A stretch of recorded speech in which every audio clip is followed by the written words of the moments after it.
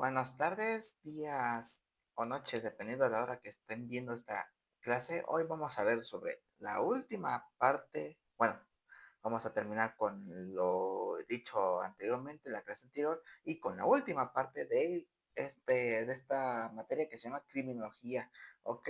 Así que primero que nada, pues muchas gracias a todos por haberme escuchado, por darme esa oportunidad de terminar estas clases con ustedes y más que nada y también a la universidad por el, gracias a la oportunidad que me dieron al ser yo el maestro de criminología, ahora de esta parte igual, más que nada, hablando, uy, se ve el reflejo, así.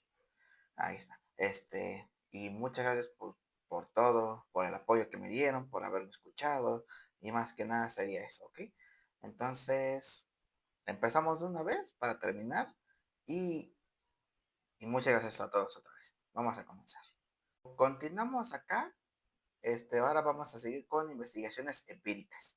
Las investigaciones empíricas sobre la violencia doméstica han sido decisivas para visibilizar un fenómeno que durante mucho tiempo permaneció oculto en el ámbito privado. Los estudios han mostrado que la violencia contra las mujeres no es un hecho aislado ni excepcional, sino un problema extendido que afecta a todas las sociedades independientemente de su nivel de desarrollo económico o cultural. Uno de los riesgos más consistentes es la alta prevalencia de la violencia doméstica. Encuestas internacionales realizadas por la Organización Mundial de la Salud han revelado que aproximadamente una de cada tres mujeres en el mundo han sufrido violencia física o sexual por parte de su pareja en algún momento de su vida. Estos datos, aunque alarmantes, son considerados conservadores, ya que muchas víctimas no denuncian ni reconocen sus experiencias como violencia debido a la normalización cultural o al medio a represalias. En el plano físico, los estudios han mostrado que la violencia doméstica está asociada con lesiones recurrentes, problemas genealógicos, ginecológicos, embarazos no deseados y mayor riesgo de enfermedades crónicas. La violencia doméstica, por tanto, no solo es un problema social, sino también un problema de salud pública que incrementa la carga sobre los sistemas sanitarios. Pues, como ya se sabe, más que nada actualmente, y como les dije en la anterior clase, a consecuencia del miedo, de los prejuicios, de todo, la mujer no denuncia. ¿Por qué? Porque, como les he dicho, con todo eso, de ser marcada, de ser etiquetada, o que incluso mienta y pues obviamente al mentir, pues, quede como una mentirosa y que al final nada más quería conseguir dinero al mentir por todo lo que según le pasó, pero hablando del tema de la violencia doméstica, al no denunciar, está fomentando también, esto se fomenta, que no haya indicios, no haya consecuencias sobre los maltratadores a las mujeres, a todo ese tipo de gente que maltrata y maltrata y maltrata a cualquier mujer que se encuentre, nomás por ser el hecho de ser mujer, que eso está en las leyes de que por odio hacia la mujer hay penalizaciones, más que nada por odio, no por odio al género, y por ende empieza a odiar más que nada a los que no son suyos, nomás por ser mujer o por no ser como ellos, digamos, normales dentro de los ámbitos de lo de la comunidad LGBT y todo eso, ¿no? Y por ende, al ver que según ellos se sienten superiores, van a ver a los demás como inferiores hacia él y por ende va a haber más maltrato, más maltrato hacia la violencia, va a haber más violencia doméstica, va a haber más violencia contra el género, violencia contra los partidarios de la comunidad LGBT y por ende va a haber muchas más cosas así y posiblemente haya más casos de asesinatos por odio. Y por ende es necesario denunciar si por un principio empiezan con lo de la ley de hielo, cualquier indicio de que empiecen con maltrato hacia la mujer, ya sea por la ley de hielo, por amenazas, por acoso y tal, empiecen a denunciar. ¿Por qué? Porque si no van a fomentar a más casos así y llevar a incluso hasta la propia muerte de la persona, ¿ok? Y por eso, más que nada, como dice aquí, puede haber problemas ginecológicos, embarazos no deseados, como el caso de que ya se ha platicado, de los niños que decidieron botar al bebé en una bolsa de plástico, riesgos de enfermedades crónicas, y más que nada, ¿cómo se llama? Lo típico que luego se menciona de la depresión, ansiedad, del problemas, los traumas, los traumatismos y de todo, ¿no? Entonces, sigamos. Los estudios longitudinales han sido especialmente reveladores. Han demostrado que los hijos que crecen en hogares donde existe violencia doméstica presentan mayores problemas de conducta, dificultades escolares y riesgos. Uy, ok, ay, perdón, perdón, me confundí. Dificultades escolares y riesgos de reproducción, patrones, de reproducir patrones violentos en la adultez. Estos hallazgos han reformado la idea de que la violencia doméstica no solo afecta únicamente a la mujer, sino que también que tiene un impacto intergeneracional que perpetúa el ciclo de violencia. Las investigaciones empíricas también han puesto de relieve la importancia de los factores de resiliencia. No todas las mujeres que sufren violencia desarrollan problemas graves. Algunas logran sobreponerse gracias a la existencia de redes de apoyo como familiares, amigos, organizaciones comunitarias o instituciones estatales. Estos hallazgos subrayan la necesidad de fortalecer los recursos sociales y comunicatorios como parte de las estrategias de intervención. ¿Ok? Déjenme hacerlo para acá. Aquí. Bueno. En síntesis, las investigaciones empíricas han demostrado que la violencia doméstica es un fenómeno extendido con consecuencias profundas y duraderas en la vida de las mujeres y sus familias. Las evidencias acumuladas confirman que se trata de un problema estructural que requiere respuestas integrales basadas en datos científicos y orientadas tanto a la protección de las víctimas como a la transformación de las condiciones sociales que permiten su persistencia. Pues, como ya muchos saben, durante estos temas que se toman más que nada por la actualidad, porque anteriormente apenas en el 48 empezaron a votar las mujeres cuando los demás ya votaban, los hombres de hecho ya nada más votaban, o incluso políticas, mujeres y todo eso ya pudieran meter más adentro de la política, porque según para ellos nada más era casa y comida, que hagan en la casa mientras que el hombre provee, y más que nada para que, digamos, cuida a los hijos y todo eso, ¿no? Pues ahora actualmente gracias a todas estas investigaciones, todas estas nuevas leyes de la igualdad de género y que más que nada para proteger tanto las vidas de las mujeres como en general la familia, se pueda, digamos, con lo de las leyes de igualdad de género que puedan hasta incluso trabajar en la política, ser presidentas actualmente, como en nuestro país, y más que nada lleguen a puestos que a veces los hombres nada más llegan por ser hombres o por tener palancas, pero obviamente por mucho tiempo que han transcurrido con eso, y más que nada como las mujeres, pues digamos, la ven débiles para cargos así como jefas de gobierno y todo eso, ahora resulta que hasta las mujeres hacen a veces mejores trabajos que los hombres, ¿ok? Entonces, sigamos, sigamos. Explicaciones teóricas. Las explicaciones teóricas sobre la violencia doméstica contra las mujeres han evolucionado a lo largo de las últimas décadas, reflejando la complejidad del fenómeno y necesidad de abordarlo desde múltiples perspectivas. Ninguna teoría por sí sola logra capturar toda la dinámica de la violencia, pero cada una aporta elementos valiosos que, en conjunto, permiten comprender mejor sus causas, mecanismos y consecuencias. Desde la perspectiva feminista, la violencia doméstica se entiende como una manifestación del sistema patriarcal en los cuales los hombres ejercen poder y control sobre las mujeres. Este enfoque subraya que la violencia no es un problema individual un conflicto de pareja, sino un fenómeno estructural vinculado a desigualdades de género profundamente arraigadas en la sociedad.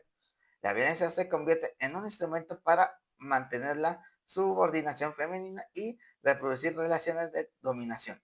Esta teoría ha sido fundamental para visibilizar la violencia doméstica como una violación de derechos humanos y para impulsar cambios legislativos y sociales.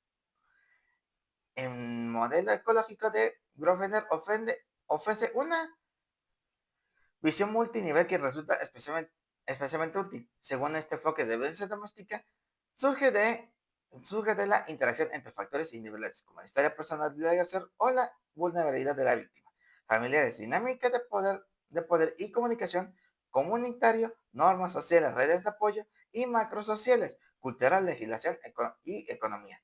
Este modelo permite comprender por qué la violencia doméstica se presenta en todas las sociedades todas las sociedades, pero diferentes prevalencias y formas dependiendo de las condiciones estructurales. Explicando un poquito aquí, más que nada como, digamos, con el sistema patriarcal que actualmente nada más existía antes de todos estos nuevos derechos que han sacado con las nuevas leyes que apoyan a las mujeres dentro del marco de todo en sí, en general, y que apoyan mucho más a las mujeres que a los propios hombres, gracias a todo esto, los conflictos que luego se veían como solo de pareja o que nada más son individuales entre hombre y mujer por, digamos, una relación o algo así, ya sean implementadas más que nada como un sistema de seguridad hacia la mujer para que, digamos, ya no se sientan reprimidas como anteriormente se sentían, que como ya les había comentado, nada más eran mujeres de casa, cuidaban a los hijos y hacían de comer, ¿no? Ese era su único rol. Y por ende, ya nada más, digamos que hasta el hombre, gracias a todo esto, hasta el hombre tenga que hacer los trabajos de la mujer y los trabajos de la mujer, digo, del hombre, las haga la mujer. Aunque hay muchos casos, como se han visto en las redes, de que los hombres despiertan a la 1 de la mañana, siguen trabajando a la 1 de la mañana y sigan haciendo los trabajos de casa. ¿Por qué? Porque a veces las mujeres abusan de eso, como los hombres abusaban de esas nuevas leyes que se generaban en sus tiempos, que ahora los hombres son los que viven esto, como vivieron las mujeres en su tiempo, aunque ahora con los hombres trabajando, tanto afuera como dentro de casa, ¿ok? Pero hablando ahora de aquí, de este tema, ahora las mujeres pueden hacer hasta trabajo de los hombres, a veces incluso bien, y mejor que los hombres, ¿ok? Y así, más que nada, se pueda, digamos, hacer la misma igualdad, porque aquí hablamos más que nada de igualdad y respeto hacia la mujer, ¿ok? Entonces, sigamos.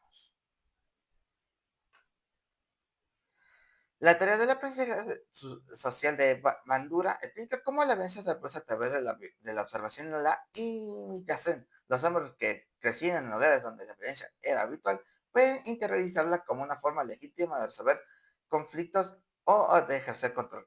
De este modo, la violencia doméstica se perpetúa como un ciclo intergeneracional, donde las experiencias de la infancia influyen en las conductas adultas. Esta teoría también ayuda a entender por qué los hijos expuestos a violencia doméstica tienen mayor riesgo de convertirse en víctimas o perpetradores en el futuro. La teoría psicológica, las teorías psicológicas, perdón, aportan otra dimensión, señalando que algunos agresores presentan rasgos de personalidad vinculados al control excesivo, la celotipia, la baja tolerancia a la frustración o la necesidad de dominación. En algunos casos se han identificado trastornos de personalidad o problemas relacionados con el consumo de sustancias como factores que incrementan la probabilidad de ejercer violencia. Déjeme tomar agua.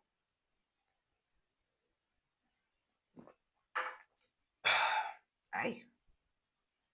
Sin embargo, es importante subrayar que no todos los casos responden a patologías individuales. La violencia doméstica es, ante todo, un fenómeno social que se sostiene en normas culturales y estructuras de poder.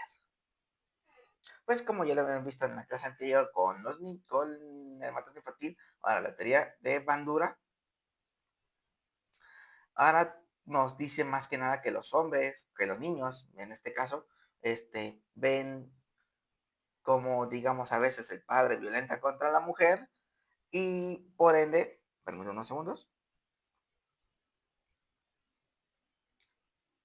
Eh, ok, ya nada más. Perdón. Este, como ahora, digamos, violentaban hacia su madre, hacia sus hermanas a veces, tías, abuelas y todo eso, porque se sentían, digamos, superiores a ellas, los padres, los abuelos y tal, ¿no?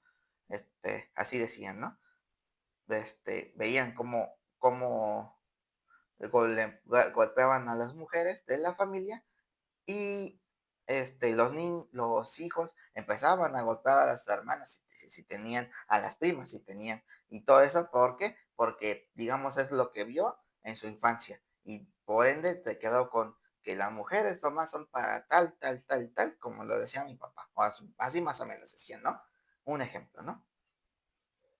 Y por ende, gracias a todo eso, se implementaron estas nuevas normas que actualmente existen y son implementadas a la buena o a la mala a veces, para que, digamos, el hombre, digamos, viva lo que vivió una mujer y el hombre y la mujer viva como vive actualmente un hombre, ¿ok?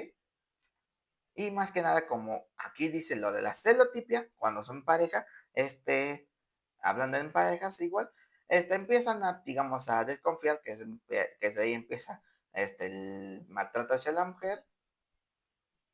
Uy, ahí, y empieza el maltrato hacia la mujer y por ende empieza a, digamos, a violentar porque porque digamos, un ejemplo, nada más eres mía y si no eres mía, no eres de nadie, pues empieza lo de los feminicidios, ¿no? Y obviamente porque a veces también les entran las ansias de que, digamos, no, pues yo quiero, digamos, una novia o algo así, y nada más para que hagamos tales cosas, ¿no? O sea, cosas malas. Y por ende, también entraría aquí lo de ¿qué se llama? Lo de la psicología. ¿Por qué? Porque con eso también podemos emplear por qué se sentía en ese momento así el hombre y por ende por qué lo hizo y por ende también se veía del por qué se dejó la mujer a hacer eso. Tal vez por el miedo, por el etiquetado y todo eso, ¿no? Como ya lo hemos mencionado anteriormente. Y es por eso, y es importante por eso, denunciar. Oye, no se ve bien esta imagen. En conclusión, las explicaciones teóricas sobre la violencia doméstica son diversas y complementarias. Mientras unas destacan las raíces estructurales de la desigualdad de género, otras ponen el foco en las dinámicas familiares, los aprendizajes sociales o los factores individuales. Para la enseñanza, este apartado es clave porque, mejor dicho, porque muestra que comprender la violencia doméstica existe una mirada interdisciplinaria capaz de integrar lo social, lo psicológico y lo cultural y que solo a través de esta integración es posible diseñar estrategias efectivas de prevención e intervención. Déjanos ver para acá, acá abajo.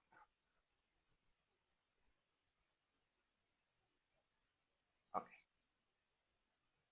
Prevención. La prevención de la violencia doméstica contra las mujeres es uno de los mayores retos sociales y políticos en nuestros tiempos, porque implican actuar antes de que el daño ocurra y transformar las condiciones que lo hacen posible. No basta con atender a las víctimas una vez de que la violencia se haya manifestado. La verdadera prevención requiere modificar las estructuras sociales, culturales y económicas que sostienen la desigualdad de género y que legitiman el control masculino sobre la mujer, o sobre las mujeres, perdón.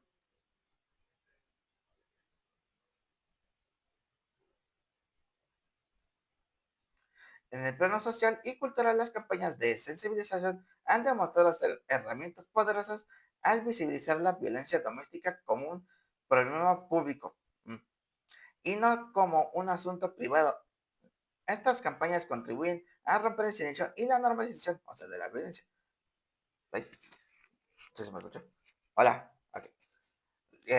No solamente que sea de, digamos, que normalicen la violencia. Aquí, más que nada, eso es lo que queremos borrar, de que la violencia que hagan contra la mujer, eso ya sea más que nada del pasado y que por ende, digamos, exista lo de la igualdad de género, ¿no?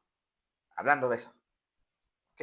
Entonces, digamos, se busca que la sociedad entera reconozca que la violencia contra las mujeres es inaceptable, como ya les había mencionado, y que existen alternativas de convivencia basadas en el respeto y la igualdad.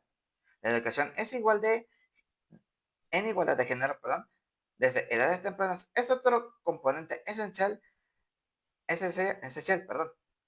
Enseñar a niños y niñas que las relaciones deben basarse en la cooperación y en la dominación. Y la dominación ayuda a prevenir la reproducción de patrones violentos en la adultez. Ok. Uy, no, creo que se me escucha. A ver. Ok, pero un poquito más.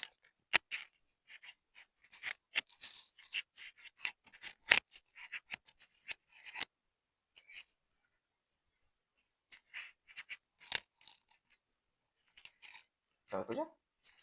¿Se me escucha? Ay, cabrón. Disculpen porque no veía cómo subía lo del micrófono y por ende me espanté para ver si no se escuchaba o algo así, pero sí se escucha. ¿Ok? Entonces sigamos. Bueno, sigamos de acá. La prevención también tiene una dimensión comunitaria. Los refugios dentro de centros de atención y programas de acompañamiento ofrecen espacios seguros para las mujeres en situación de riesgo. Estos servicios no solo protegen físicamente, sino que también brindan un apoyo psicológico, asesoría legal y orientación laboral, fortaleciendo la autonomía de las víctimas y reduciendo su dependencia del agresor, el síndrome de Estocolmo. Además, las redes comunitarias como grupo de apoyo y organizaciones civiles cumplen un papel vital al ofrecer solidaridad y acompañamiento, creando entornos donde las mujeres se sientan respaldadas y con opciones reales para salir de la violencia. ¿Ok? Pues, como, digamos, con lo del 8M y todo eso, ¿no? Entonces, sigamos. En conclusión, la prevención de la violencia doméstica es tanto un reto como una oportunidad. Uf, requiere voluntad política, compromiso social y sensibilidad cultural, pero también ofrece la posibilidad de transformar vidas y de romper ciclos intergeneracionales de violencia. Para los estudiantes, comprender esta dimensión es clave ya que les permite ver la violencia no solo como un problema a tratar, sino como una realidad que puede evitarse si se actúa de manera temprana y coordinada. ¿Ok? Pues obviamente con todo lo dicho, pues ya sabemos más que nada más, para, hoy, ¿cómo podría decir? Más que nada para proteger a la mujer, ¿ok? Que es lo que actualmente buscamos más, aunque obviamente, sin darle más poder que pueda, digamos, utilizar en contra de todos, ya sea mujer, hombre, mujer y hombre, o así, ¿no? Para que, digamos, se regulen, ¿ok? Entonces sigamos. Ahora déjame hacerlo para acá. Ahí, ahí está, así. Tratamiento del maltratador. El tratamiento de los hombres que ejercen violencia doméstica es un tema complejo y en muchos casos polémico. Durante años, la atención se centró casi exclusivamente en las víctimas, lo cual era necesario para garantizar su protección y recuperación. Sin embargo, la evidencia empírica ha mostrado que si no se interviene también sobre los agresores, el ciclo de violencia tiende a repetirse, ya sea con la misma pareja o con nuevas relaciones.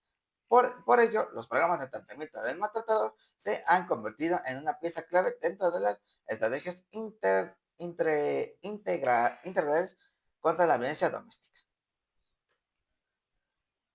Vamos a ver para acá. Ok. El objetivo principal de estos programas no es únicamente reducir la reincidencia, sino transformar las creencias, actitudes y comportamientos que sostienen la violencia. En muchos casos, los agresores justifican sus actos apelando a la superioridad masculina, a la idea de que la mujer debe obedecer a o a la creencia de que la violencia es una forma legítima de resolver conflictos. Por ello, los programas más efectivos trabajan desde una perspectiva psicoeducativa y de género, cuestionando estas creencias y promoviendo modelos de relación basados en la igualdad y respeto. Pues como ya les había mencionado, al ver que, digamos, en principios de los 2000, 90, 80 y obviamente hasta que votaron las mujeres, ya hasta los 40, 50, que apenas pudieran votar las mujeres a escoger tanto senadores como presidente y tal, y anteriormente se veía antes con lo del martillo de las brujas, como ya les había comentado en una casa anterior, que era el libro más manchado de sangre porque según buscaban brujas, no, y más que nada porque también aparte de que eran mujeres, las mataban, eran seguidoras o buscaban que buscaban ¿cómo se llama? Los descendientes de Cristo, que eran pura mujer, ¿ok? Que en esos tiempos iban según a gobernar una mujer de la iglesia y por ende, digamos, al hombre de sentirse amenazado por eso, buscaban a brujas, pero eran descendientes de Cristo, ¿ok? Entonces, sigamos. Y obviamente para quitar todo eso, se deben de hablar más que nada con cuestionarios de estas creencias, cuestionándolas y obviamente cambiando su panorama de que ya no vivimos en la antigüedad, ya no vivimos en la Edad Media, de que trataban a la mujer nada más como un objeto y ahora se tiene que ver más que nada como una persona y por ende con los mismos derechos que tienen los hombres como las mujeres, para la igualdad de género, ¿ok? Todos somos iguales. Y ahora sí, sigamos. En el plano psicológico, las intervenciones suelen incluir técnicas de control de la ira, entrenamiento, ay, sí, entrenamiento en habilidades de comunicación y resolución pacífica de conflictos, así como el desarrollo de la empatía hacia la víctima. Algunos programas también abordan problemas asociados como el consumo de alcohol y drogas, que pueden incrementar la probabilidad de episodios violentos. Déjenme salir por acá. Ahí. En casos específicos, se trabaja sobre rasgos de personalidad vinculados al control excesivo, la celotipia o la baja tolerancia a la frustración, como ya lo hemos comentado, con la celotipia que las parejas se sentían, digamos, desconfiadas porque según salen los rumores y todo eso, de que según anda con alguien más y tal, ¿no? Eso entraría de la celotipia. El control, pues también entraría con lo de la celotipia y la baja tolerancia, pues digamos que igual.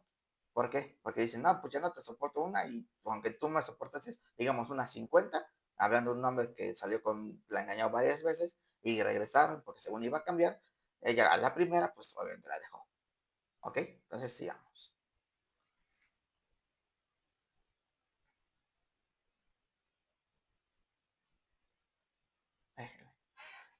Mm,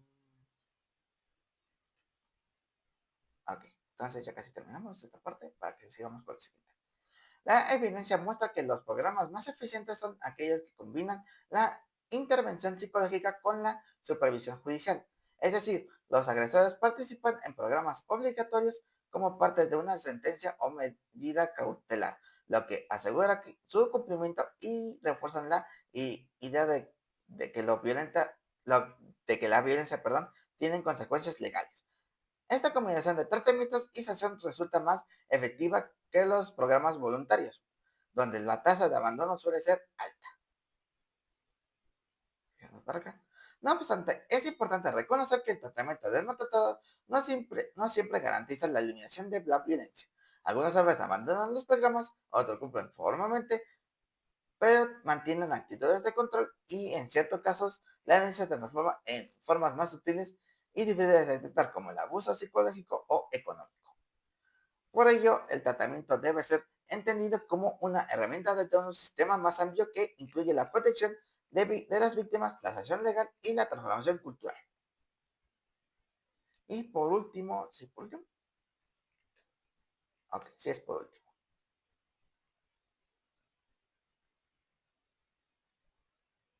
ahí. En conclusión, el tratamiento del maltratador es una estrategia necesaria pero insuficiente por sí sola. Su valor radica en que busca romper el ciclo de violencia desde la raíz, trabajando directamente con quienes la ejercen. Sin embargo, solo pueden ser efectivos si se articula con políticas públicas sólidas, sistemas judiciales firmes y programas de apoyo a las víctimas. Para los estudiantes, este apartado es clave porque muestra que enfrentar la violencia doméstica requiere intervenir en todos los niveles, proteger a las víctimas, transformar a los agresores y modificar las estructuras sociales que permiten que la violencia persista. ¿Ok? Pues obviamente, como les he mencionado tanto en este sentido como en esta, al tratarse de, digamos, traumas de que vivieron ellos, que vivieron lo mismo las víctimas, bueno, los victimarios viven lo mismo y se están revictimizando porque obviamente lo vivieron o a veces lo vivieron o fingen haberlo vivido, busca la manera de que ahora ellos se sientan superiores digamos, a, a la mujer. ¿Por qué? Porque, digamos, su familiar violentaba sobre ella, abusaba sobre ella el victimario, y era una mujer tal, ¿no?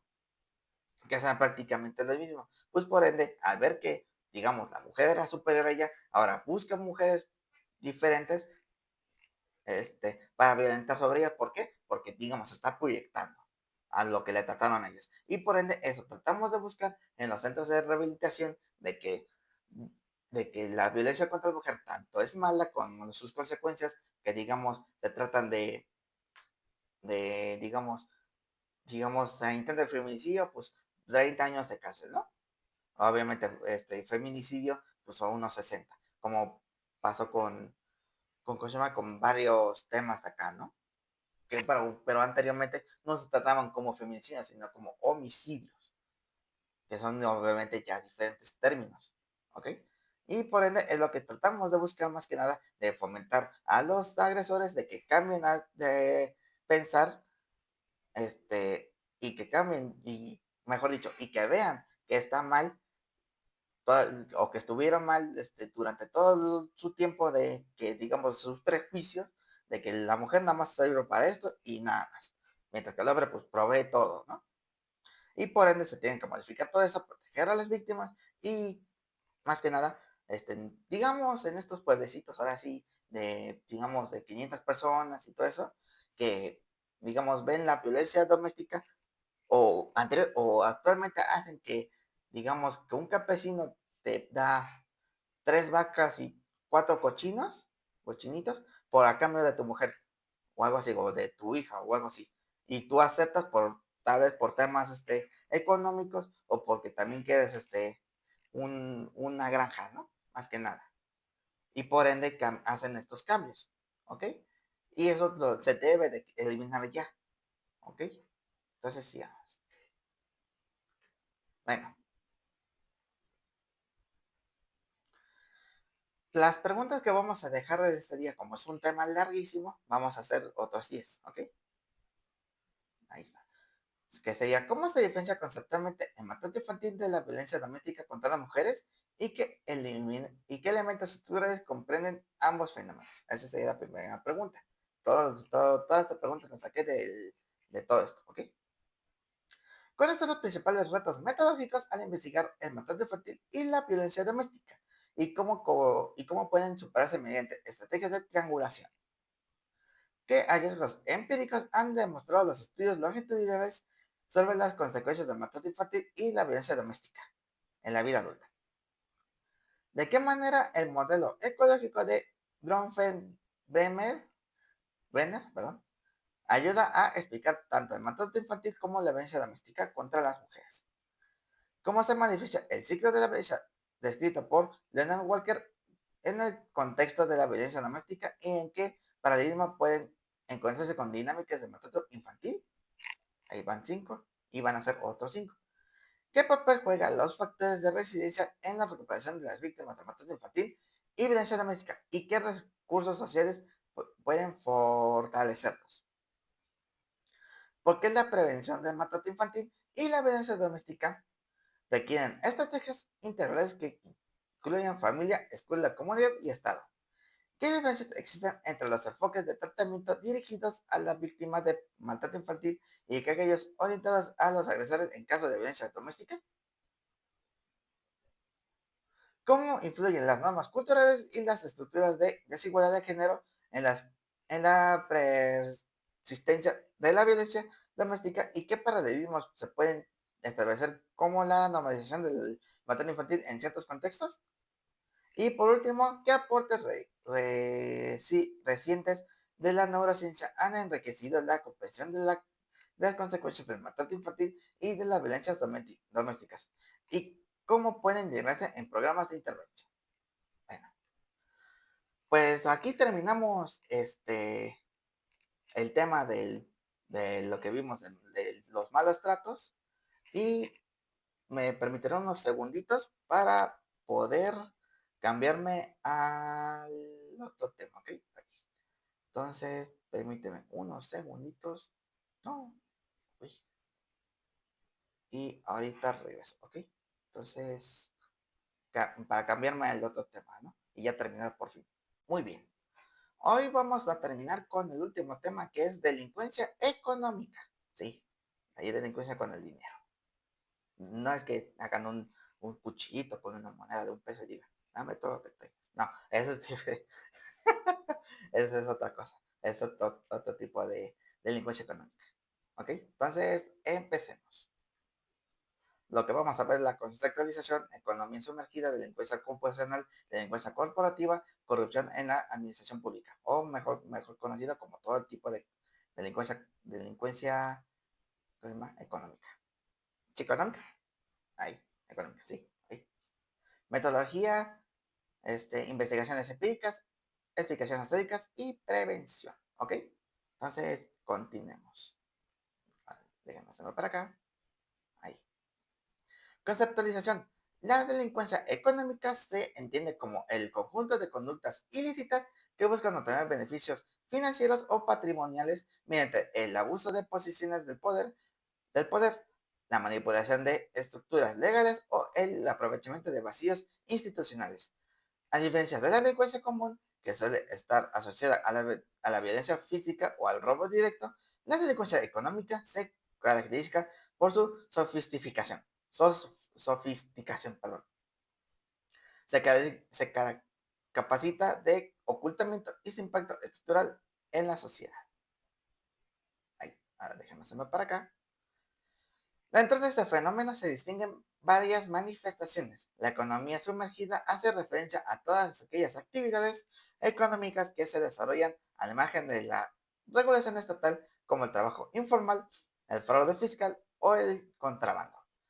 Aunque muchas veces se percibe como una estrategia de supervivencia, la economía sumergida erosiona la capacidad del Estado para recaudar impuestos y financiar servicios públicos.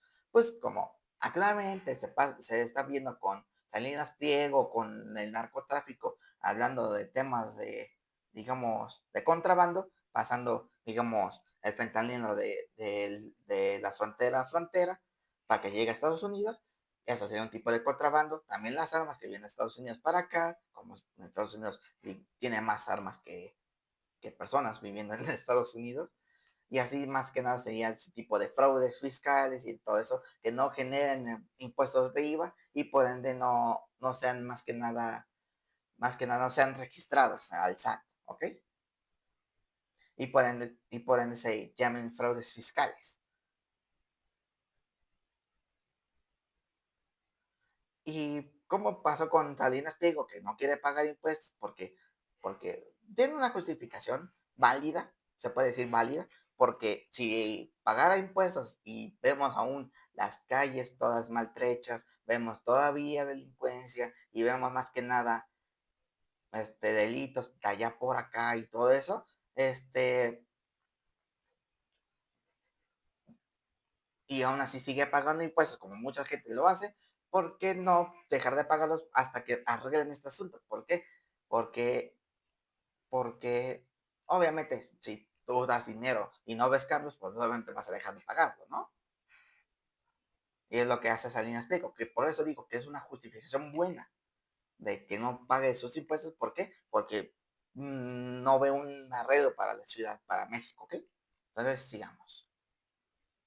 Pero obviamente está mal. ¿Por qué? Porque si están los impuestos para que, digamos, mm, se regulen esas situaciones, supuestamente se regulan los pagos que luego se dan entre ellos, digamos, por los trabajos y todo eso, las regulaciones, o cómo se pagan a los maestros, a todos esos impuestos que se dan de los trabajadores y todo, se van pagando para más trabajadores y así, ¿no? Como un círculo vicioso de que te pago impuestos para que se paguen, digamos, tratamientos en las calles, se pavimenten, se regulen y así las policías se paguen también con el dinero de los impuestos para que, digamos, haya más vigilancia y así sucesivamente se vaya haciendo el círculo vicioso para que te pago, te pagas, te pago, te pagan, te pago, te pagan, ¿ok? Y así sucesivamente, ¿ok? Como dice aquí, para recaudar impuestos y financiar servicios públicos, aunque muchas veces no lo hacen. La delincuencia ocupacional se refiere a los delitos cometidos por individuos en el ejercicio de su profesión, aprovechando la confianza depositada en ellos. Ejemplos de ello son el abuso de confianza, la malversación de fondos o el fraude cometido por abogados, médicos, contadores u funcionarios. Estos delitos suelen pasar desapercibidos porque se cometen en entornos de credibilidad y prestigio, o sea, hasta los que tienen dinero.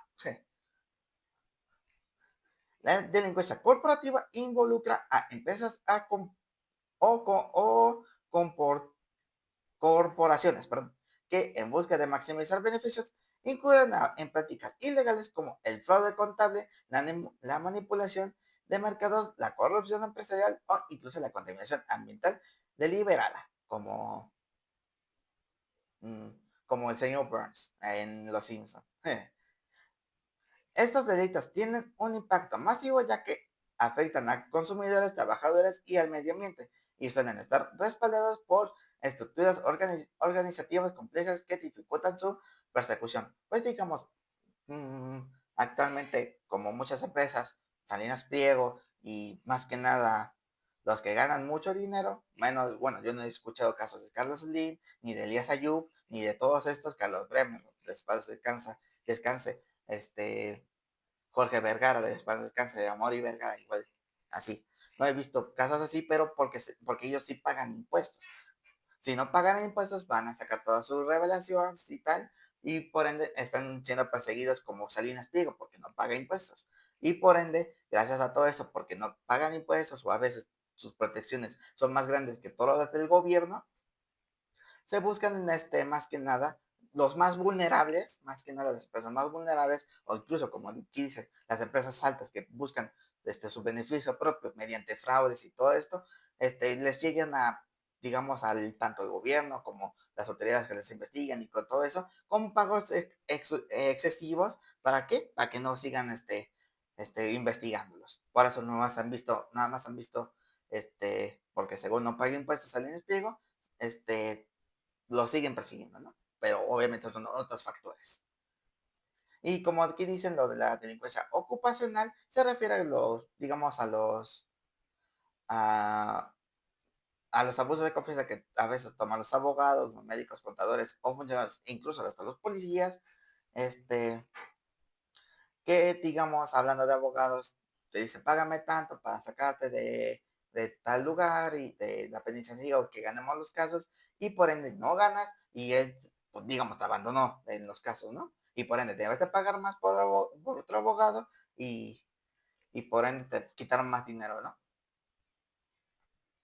O a veces fraudulentamente tienen sus diplomas o algo así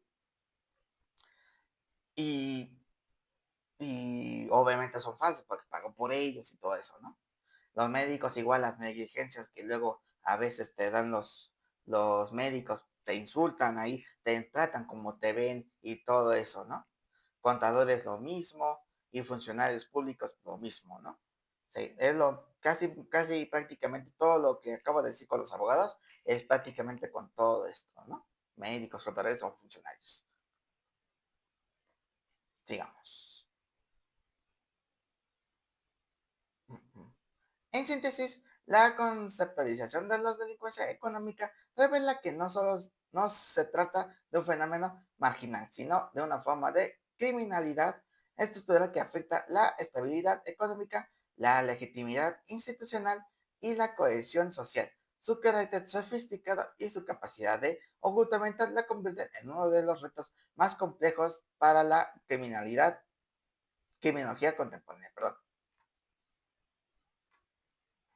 aquí. Metodología.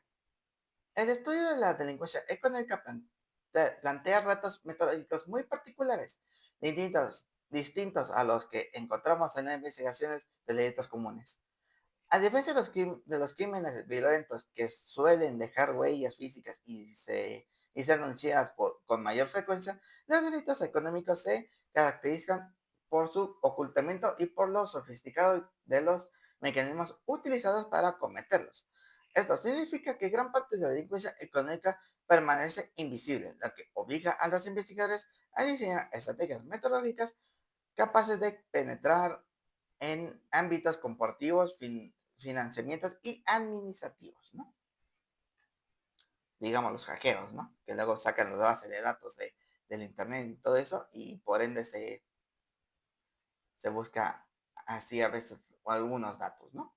Digamos, una base de datos digamos, de las empresas de Salinas Pliego, que tiene investigaciones de que son fraudes, que pagan tanto para seguir ocultos, para que nadie diga de que son tratados como personas diferentes, digamos, a lo que me refiero de personas diferentes, de que pagaron por protección para que sigan, porque no siguen investigándolos, a los propios investigadores que buscan este tipo de indicios, nada más para sacar dinero, y ahí entra ya otro tipo de fraude, de como estos, como, uy, como estos, y por ende, por eso se sigue en, en silencio todo este tipo de investigaciones. Y aquí más que nada, entreía más que nada los registros y todo lo que hablan las personas en el método mixto, ¿no? Ahí se actuaría otra vez en el método mixto. Sigamos.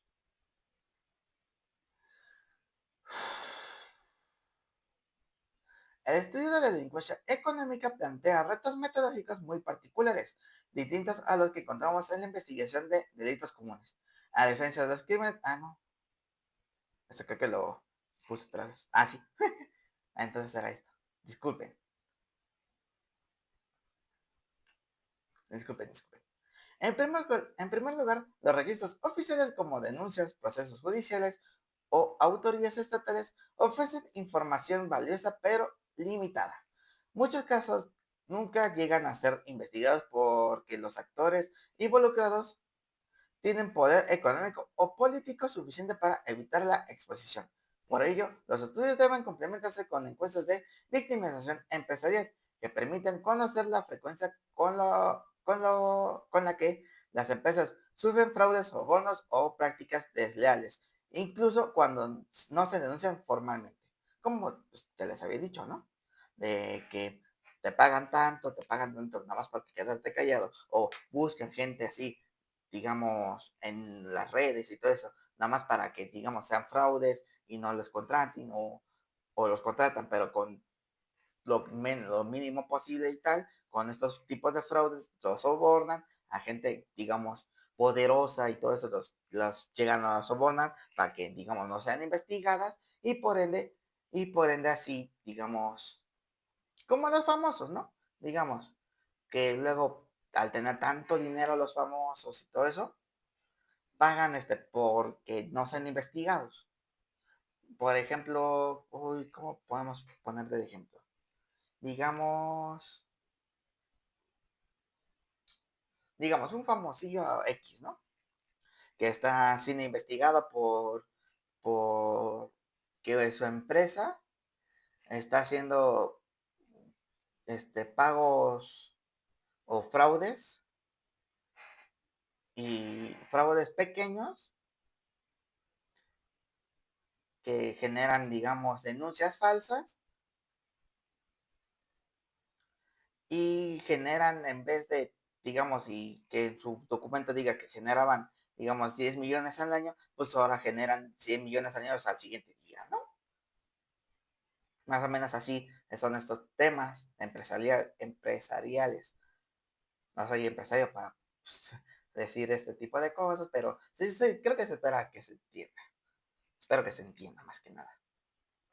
Sigamos.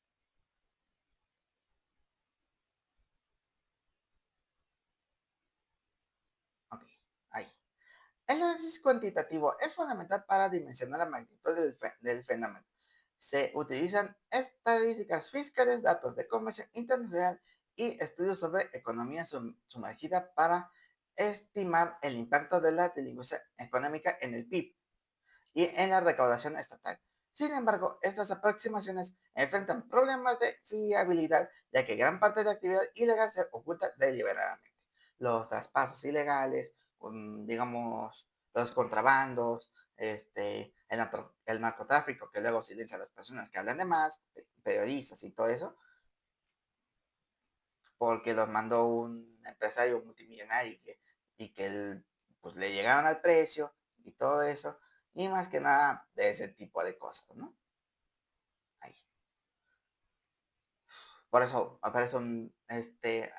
no hay mucho registro de este tipo de violencia o de, sí, delincuencia económica. ¿Por qué? Porque con el dinero va de perro. Así dicen mucho, mucho a los políticos, también los políticos, las empresas gigantes, ejemplos como, como Pemex y todo eso, ¿no? Entonces, sigamos. La triangulación metodológica se convierte en una estrategia indispensable al combinar datos oficiales, encuestas, estudios de casos y análisis documental. Se logra una visión más completa y menos sesgada del problema. Además, la interdisciplinariedad es clave. La criminología aporta el análisis de las dinámicas delictivas, la, econ- la economía estudia el impacto macroeconómico, la sociología examina las normas culturales que legitiman ciertas prácticas y el derecho analiza las lagunas legales que permiten a manipular la impunidad, ¿ok? Pues como ya les había dicho, digamos, ahora otro ejemplo, digamos que otra empresa, este, de consumo, digamos, se debe de pagar un sobreprecio, ¿no? Paga un sobreprecio, digamos, una cosa vale 50 y otra vale 150, ¿no? Lo triplica o lo duplica o algo así, ¿no? Y, y al generar poco, mejor hablemos de un tema que más que nada conozco bien. Los casos de, digamos, que luego hacen Chelsea, o sea, hablando de fútbol, los casos que hace el Chelsea, el Borussia Dortmund y todo eso, que pagan poco por algunos jugadores, a veces son de cantera o a veces son jugadores que pagan con poco, se vuelven superestrellas y por ende, al volverse superestrellas, porque consiguieron un buen torneo al principio, un buen año con ellos, y al siguiente año los revenden por el triple, ¿no? Eso se debe más que nada un tema aparte porque venden, compran poco y venden mucho. Esos son temas igual de este tipo de violencia económica. ¿Por qué? Porque ellos gastan menos y pagan más, ¿no? Y pagan más por ellos. Ok. Más o menos así se manejan este tipo de cosas, pero según empresas como los que manejan Chelsea, el Borussia Dortmund y equipos que hagan así, luego a veces también los propios equipos que pagan por que los jugadores digamos jueguen, vaga la redundancia, como pasa con las canteras aquí en la ciudad ¿cómo se llama? En la Liga MX, que son como Pumas, que Pachuca, Atlas, que son los que más generan ese canteranos, se deben de pagar por jugar, más que nada. ¿Ok? Y por ende, pues son tipos de fraudes, ¿no? porque a veces dicen, no, pues vente a la cantera porque vas a jugar para primera del siguiente año o en esta temporada te metemos de primera, aunque estás canterano y todo eso, pero te tienes que pagar por puesto. Así siempre se maneja. Y por ende llegan este tipo de fraudes. ¿Ok? Entonces sigamos.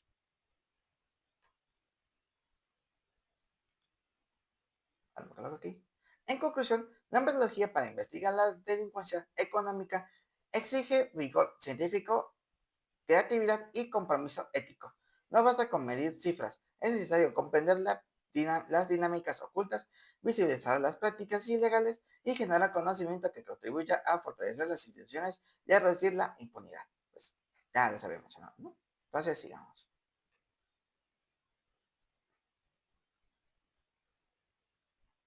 Ahí estamos. Uy, uy, es un tema muy cansado. Y es que estoy grabando este video después del otro, ¿ok? Tomamos unos minutitos, un minuto nomás. Uf,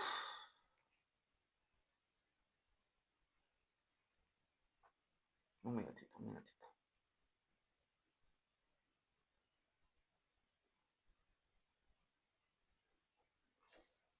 Mm. Uf.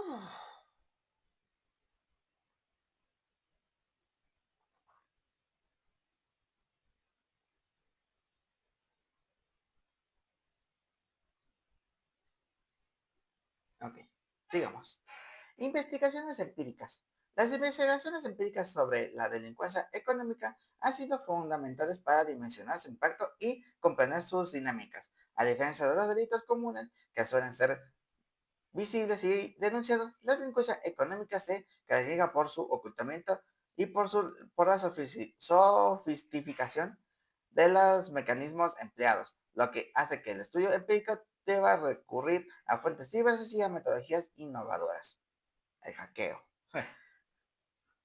En el ámbito de la economía sumergida, investigaciones internacionales han mostrado que representa un porcentaje significativo del Producto Interno Bruto, o sea, los PIB, en muchos países. Por ejemplo, estudios comparativos en Europa y en América Latina han estimado que la economía informal puede llegar a constituir entre el 20% y el 40% de la actividad económica total.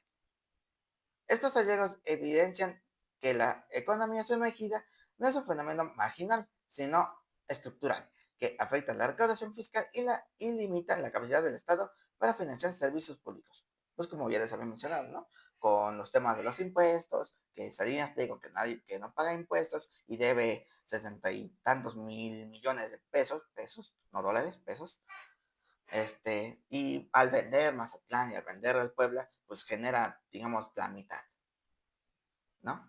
Y según con eso va a pagar una parte de su demanda y por ende se va a salvar un poco, más que nada. ¿Por qué? Por su pago de los impuestos. Aunque obviamente teniendo empresas como Banco Azteca, TV Azteca y Grupo Salinas, no se va a quedar sin dinero o algo así, pero obviamente va a quedar muy marginado o muy gastado de dinero por vender tantas franquicias en un momento, ¿no? Y por ende que algunas de sus franquicias como TV Azteca está, digamos, en bancarrota. O sea que no le van a pagar lo que piden por TV Azteca. Y por ende aquí, como se dice aquí, con la economía informal, o sea, los que no trabajan o algo así, que el 20 y el 40%, hablando en Latinoamérica, son el 40% de todos los ciudadanos en Latinoamérica que no trabajan y por ende no se generan los ingresos necesarios para que se paguen los servicios y por ende no se pagan. Y por ende también no hay servicios públicos como iluminación, como pavimentación y como más protección. ¿Por qué? Porque obviamente nos van a pagar. Y por ende no, nadie va a trabajar gratis, que eso es mal eso es mal visto porque, digamos, no quieren pagar, pero quieren todo gratis, ¿no? Pues obviamente no, nadie quiere todo gratis. Bueno, Entonces sigamos.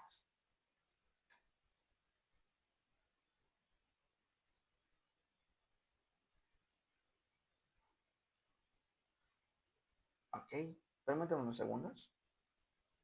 Ahí, sí, ¿se me escucha? Ok. Bueno, volviendo al tema, porque tuvo una complicación y ahorita pues apenas regresé. Bueno, continuemos. En cuanto a la delincuencia ocupacional, los estudios empíricos han revelado que los delitos cometidos por profesionales en el ejercicio de su labor, como abogados, médicos, contadores o funcionarios, generan pérdidas económicas considerables y afectan la confianza en las profesiones. Investigaciones en el sector financiero han demostrado que el fraude interno es una de las principales causas de pérdidas en bancos y aseguradoras, lo que subraya la importancia de los controles internos y de la ética profesional. Déjame ver para acá. Ahí. La delincuencia corporativa ha sido objeto de investigaciones emblemáticas. Casos como el de Enron en Estados Unidos, Elon Musk, no es Elon, bueno, creo que es otro Elon, o el escándalo de emisiones de Volkswagen en Alemania, han sido ampliamente estudiados, mostrando cómo las prácticas fraudulentas pueden tener consecuencias devastadoras para los mercados, los consumidores y el medio ambiente. Estos estudios han permitido comprender que la delincuencia corporativa no es un accidente aislado, sino el resultado de las culturas organizacionales que priorizan el beneficio económico por encima de la legalidad y de la responsabilidad. Pues sí, como antes comentábamos y comenté en este capítulo, en el último, de hecho, permítame, como comenté anteriormente, ¿qué les voy a comentar? Como todas estas prácticas fraudulentas de los abogados, de los contadores que luego hacen pagarés, sin firma, cheques en blanco, cambian el formato con lo de la documentoscopía, cambian literal todo, este, cambian para beneficio propio, digamos que en vez que el documento oficial diga, que oficialmente eran como, digamos, un traspaso de 100,000, pues se lo incrementaron a 200,000 o a 300,000, lo triplicaron y por ende les dieron el dinero pensando que, digamos, era verdad, cuando el documento era fraudulento, ¿ok? Y con eso se pueda a hacer más que nada esos tipos de delitos, ¿ok? Y pues, ¿cómo llevamos a todo esto? Pues a que los consumidores pues paguen de más o que hablando de traspasos ¿cómo se llama? Con materiales como Volkswagen o en sí, más de estas cosas. A ver, permítame unos segunditos.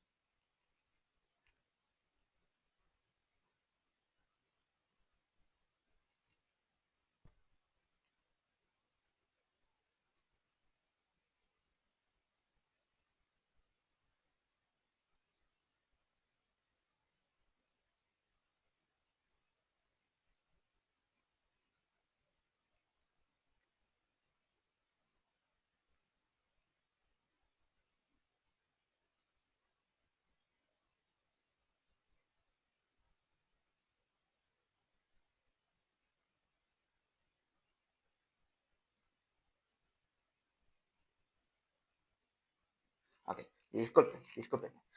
Bueno, como decía, con las piezas que luego utilizan en los coches de Volkswagen o en sí de las empresas de coches, a hacer estas cosas de fraudulentas, prácticas fraudulentas, con documentos fraudulentos, falsos y de todo, los pagarés que pagan X cantidad por tanto material, y no se hacen sí, con eso llevamos al punto de que tanto va a tener pérdidas económicas, digamos, los materiales para componer los autos, como ellos tienen su propio precio porque, digamos, pagaron, las piezas costaban tanto, digamos, unos 10 millones por las piezas, ¿no? En total. Pero falsifican el documento, falsifican las firmas y de todo, y ponen que en total eran, en sí, según en el documento fraudulento, eran unos 5 millones y obviamente le pagan nada más 5 millones porque son una empresa mucho más grande que las empresas de las piezas, digamos, de los autos, y por ende no los van a hacer nada, nada más pagan la mitad y con eso se llevan la ganancia de 10 millones, mientras que las piezas nada más se ganan la ganancia de los 5 millones.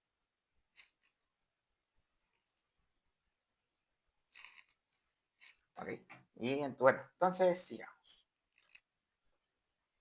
Finalmente, la corrupción en la administración pública ha sido uno de los campos más investigados. Utilizando estudios empíricos, han demostrado que la corrupción reduce la eficacia del Estado, incrementa la desigualdad y debilita la confianza ciudadana en las instituciones. ¿Qué no?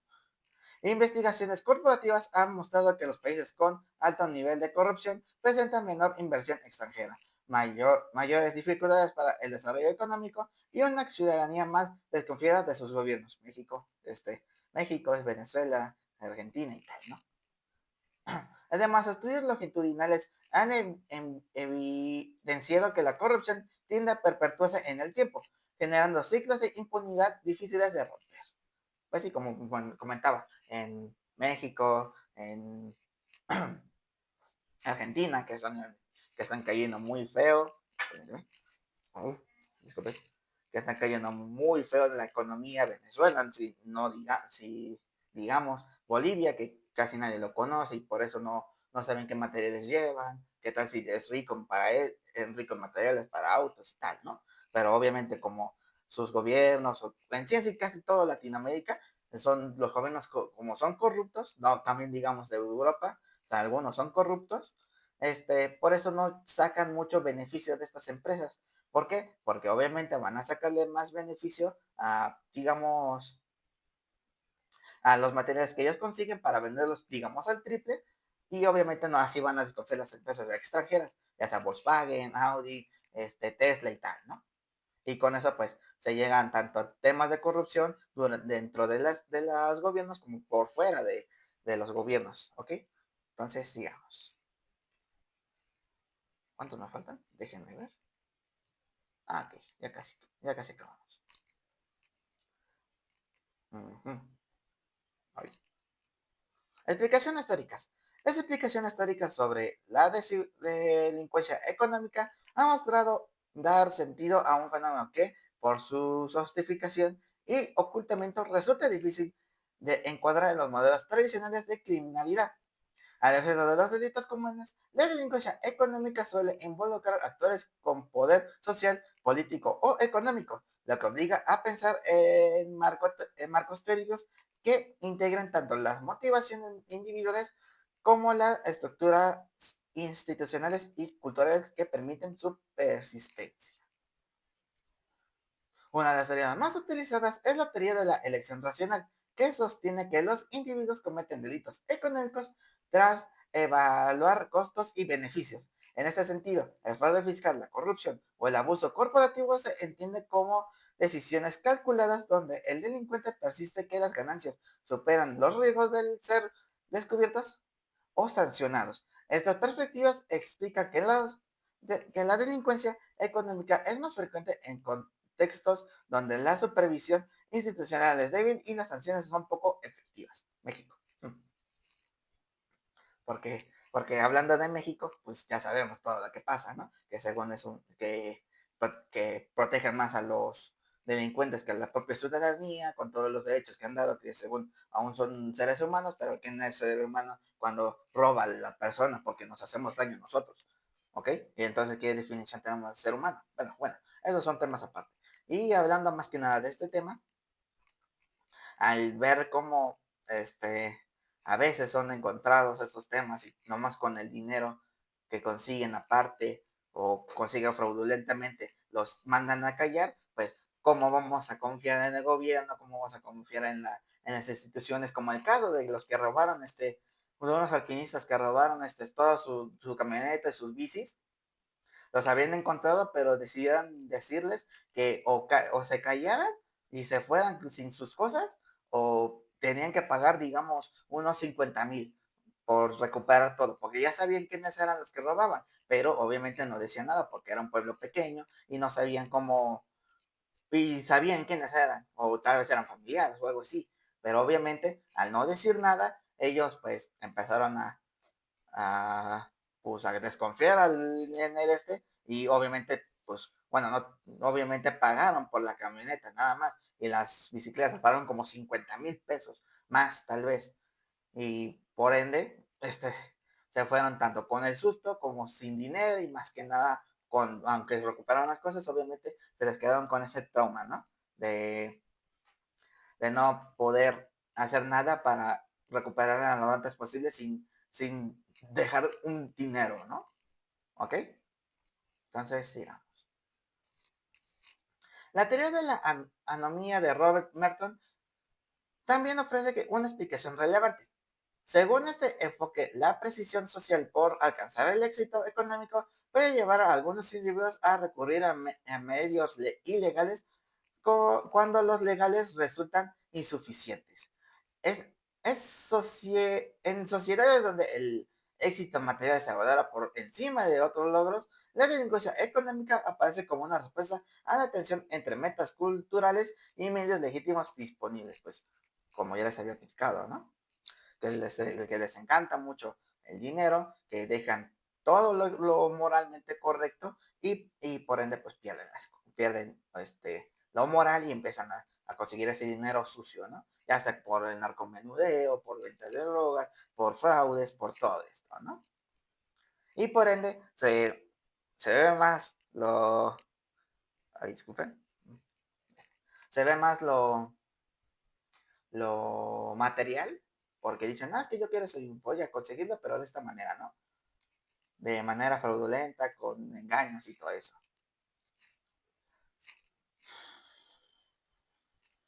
En fin, bueno, entonces sigamos. Ok, disculpe. La teoría del control social aporta otra mirada, señalando que la delincuencia económica se produce cuando los mecanismos de regulación y supervisión institucional son débiles. La falta de las autoridades, la corrupción en el sistema de justicia y los ausencias de transparencia en las corporaciones crean un entorno propicio para que los delitos económicos se desarrollen con relativa impunidad. Por su parte, las perspectivas críticas, como la criminología del poder, subrayan que la delincuencia económica está vinculada a estructuras de dominación. Desde esta visión, los delitos económicos no son simples desviaciones individuales, sino prácticas sistemáticas de las élites que utilizan su posición privilegiada para obtener beneficios ilícitos. La corrupción policíaca, el fraude corporativo y la manipulación de mercados se, entiende, se entienden como expresiones de un poder que se ejerce sin control y que perpetúa desigualdades sociales. Pues ya sabemos, ¿no? Lo que pasa o lo que está pasando actualmente o lo que pasó anteriormente, digamos que había una brecha social tan grande que todos sabían quién eran los pobres y todos sabían quién eran ricos, ¿no? Y actualmente, pues, con todas estas decisiones, con todo lo que está, por ejemplo, lo que quieren hacer la Cámara de Senadores, de que ya se quieren retirar, de que quieren jubilar, pues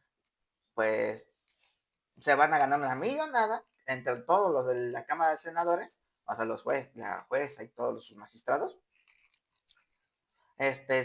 como ya se quieren jubilar porque ya están adultos, ya saben qué es lo que van a hacer con todo eso y obviamente les van a tener que pagar su pensión, se tienen que pagar todo y obviamente ese dinero va a ser de todos los impuestos que uno genera al pagar y por ende ellos se van a beneficiar más de todo lo que les dan y nosotros pues no tendremos tantas calles limpias, tantas calles digamos arregladas, la iluminación y va a haber más delincuencia, ¿no? Y obviamente de esos lo van a llevar unas mochadas, o sea, unos, unos, unos tantos billetes para que o callen a alguien o compren, digamos, policías para que no les hagan nada, ¿ok?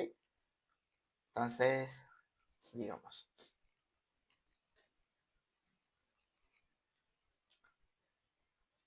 En conclusión, Las explicaciones teóricas sobre la delincuencia económica muestran que se trata de un fenómeno multidimensional. No puede entenderse únicamente como una decisión individual, sino como el resultado de la interacción entre motivaciones personales, presiones sociales, debilidades institucionales y estructuras de poder.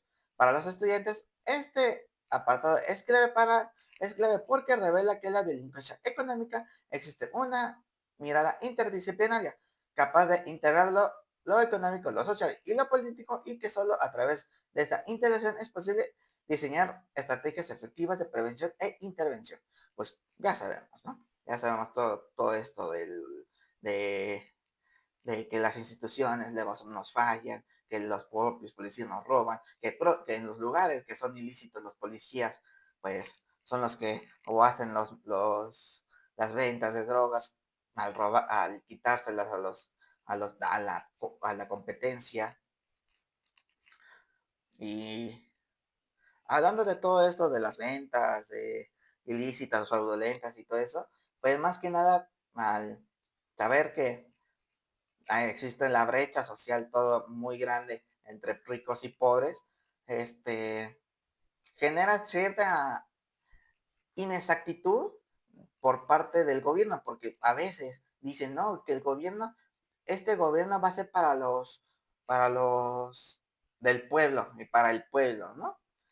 Pero se están enriqueciendo ellos, que son el gobierno, son personas poderosas en el gobierno, y mientras que el pueblo no les pueden aumentar 2 pesitos a sus ventas.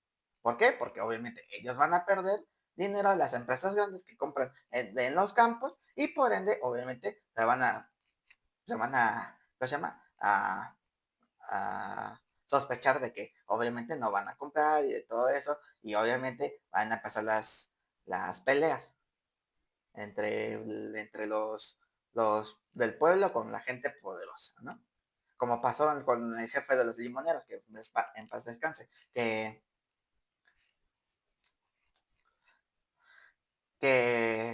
obviamente lo mataron por hablar de más, lo mandaron a callar, y por ende empezaron con todo esto de las marchas que pasó en el 15 de noviembre, y según nos están organizando para otra marcha.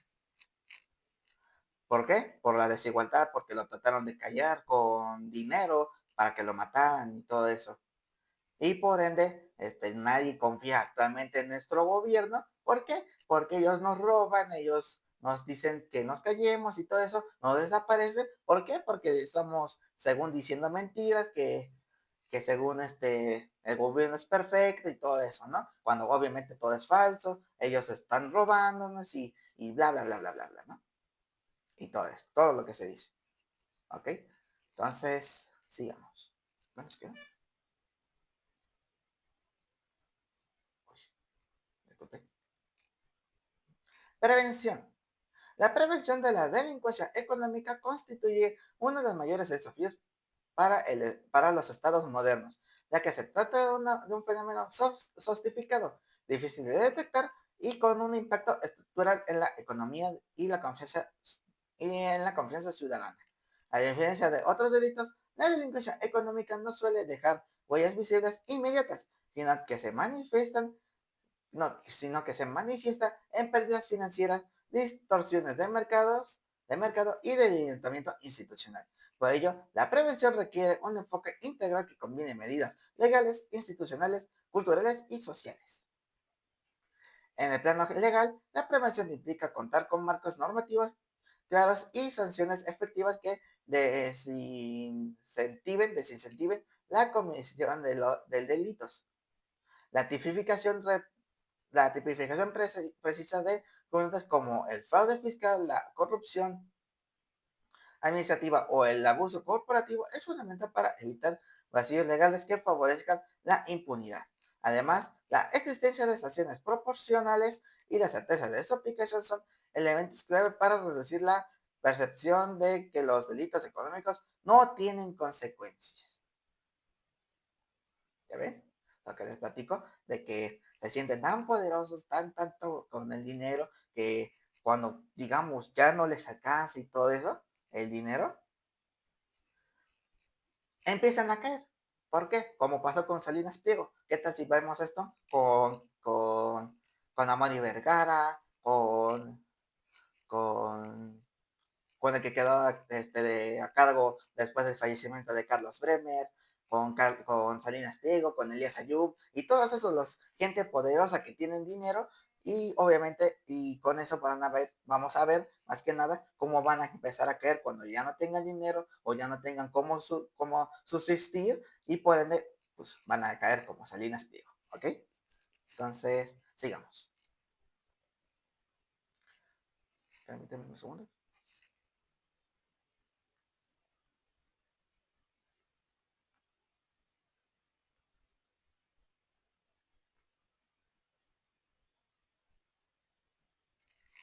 Ok, sigamos. En el ámbito institucional, la prevención exige fortalecer los sistemas de control y supervisión. Esto incluye autorías independientes, organismos especializados en delitos económicos y mecanismos de transparencia en la gestión pública y privada.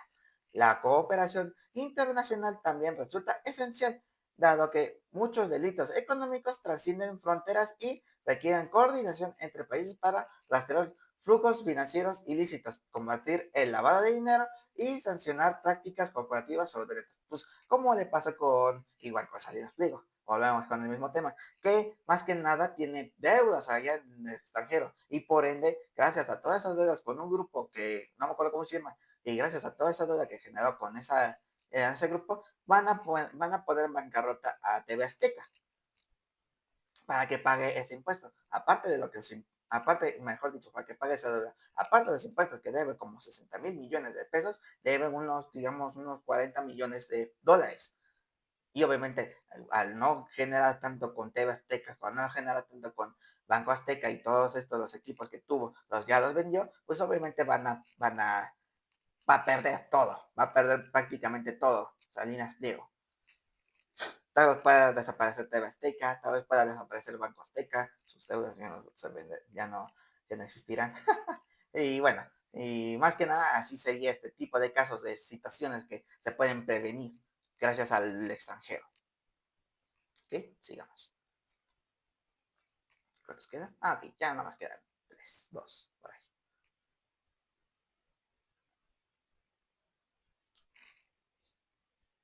Ok, pensé que había un mosquito.